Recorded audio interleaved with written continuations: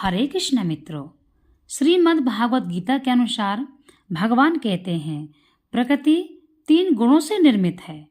Number 1 सतोगुण, number 2 रजोगुण तथा नंबर 3 है तमोगुण।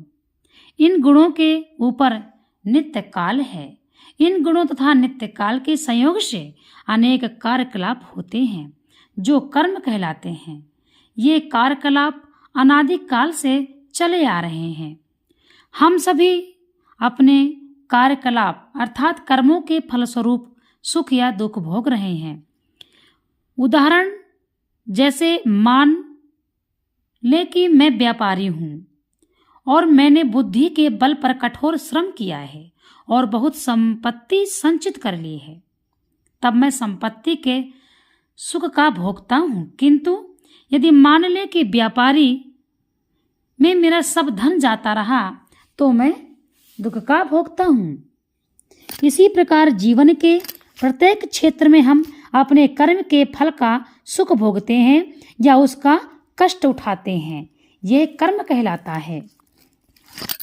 ईश्वर, जीव, प्रकृति, काल तथा कर्म, इन सब की व्याख्या भगवत गीता में हुई है। इन 5 में से ईश्वर, जीव, प्रकृति तथा काल शाश्वत है। प्रकृति की अभिव्यक्ति अस्थायी हो सकती है, परंतु यह मिथ्या नहीं। कोई दार्शनिक कहते हैं कि प्रकृति भी अभिव्यक्ति मिथ्या है, लेकिन श्रीमद् भागवत गीता यह वैष्णव के दर्शन के अनुसार ऐसा नहीं है। जगत की अभिव्यक्ति को मिथ्या नहीं माना जाता, इसे वास्तविक किंतु अस्थायी माना जाता है। यह उस बादल के सदृश है जो आकाश में घूमता रहता है, या वर्षा के ऋतु के आगमन के समान है जो अन्न का पोषण करती है। ज्यों ही वर्षा ऋतु समाप्त होती है और बादल चले जाते हैं, त्यों ही वर्षा द्वारा पोषित सारी फसल सूख जाती है।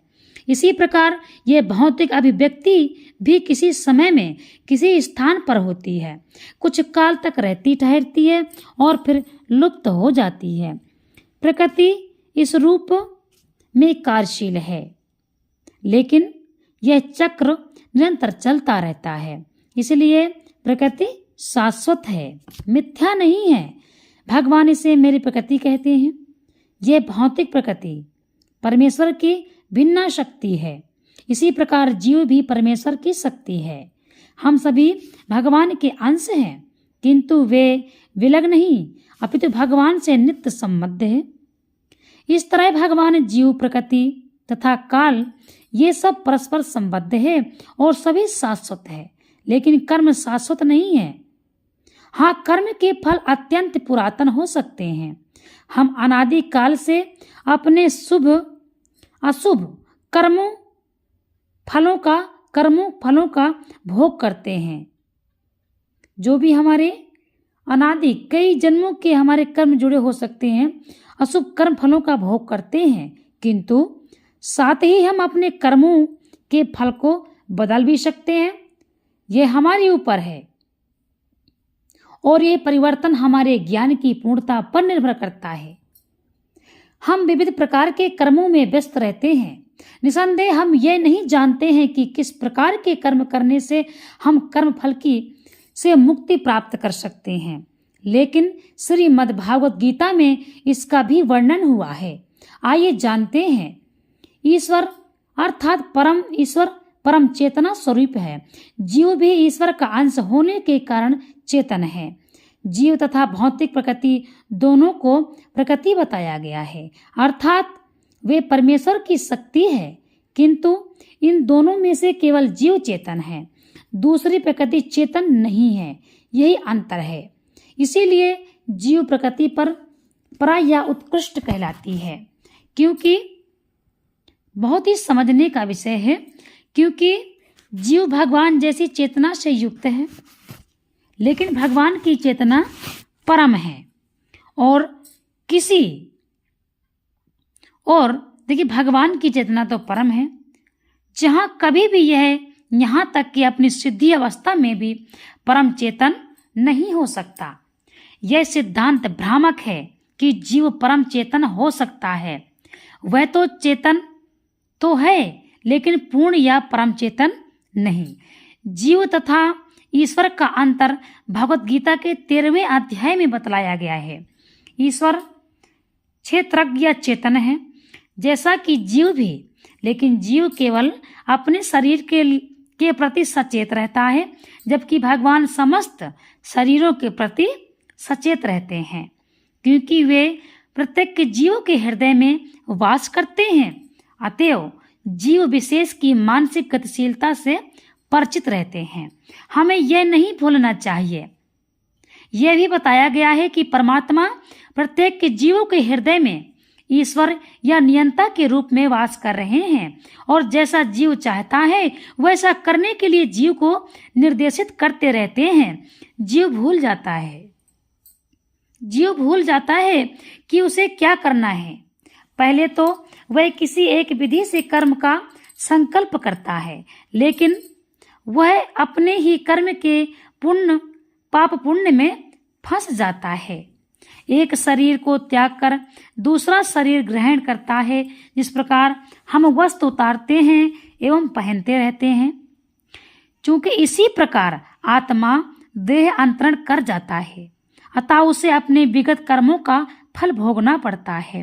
वे कार्यकलाप तभी बदल सकते हैं जब जीव सतोगुण में स्थित हो और यह समझे कि उसे कौन से कर्म करने चाहिए। यदि वह ऐसा करता है तो उसके विगत कर्मों के सारे फल बदल जाते हैं। फलस्वरूप कर्म शाश्वत नहीं है। इसीलिए हमने यह कहा है कि 5 तत्वों ईश्वर, प्रकृति, काल तथा कर्म से 4 शाश्वत हैं, कर्म शाश्वत नहीं।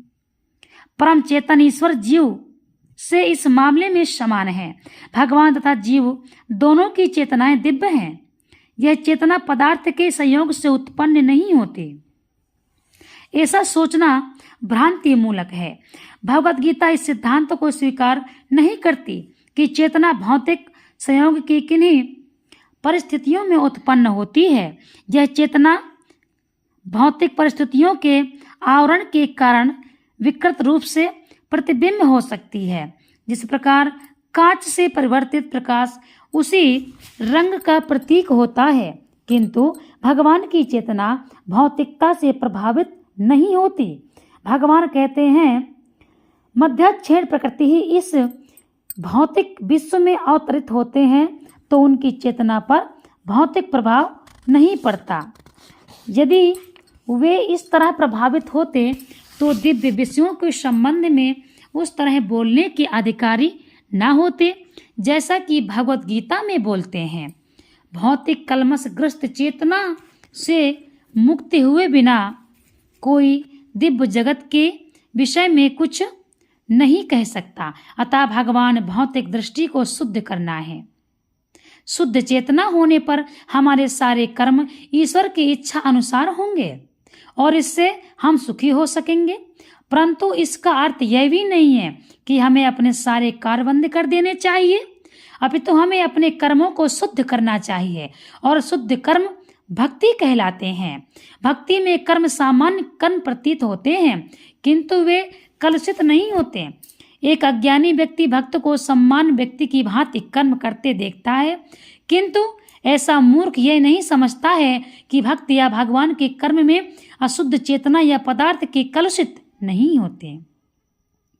इस तरह भगवान जो भी हो, हमें यह जान लेना चाहिए कि हमारी चेतना कलुषित है।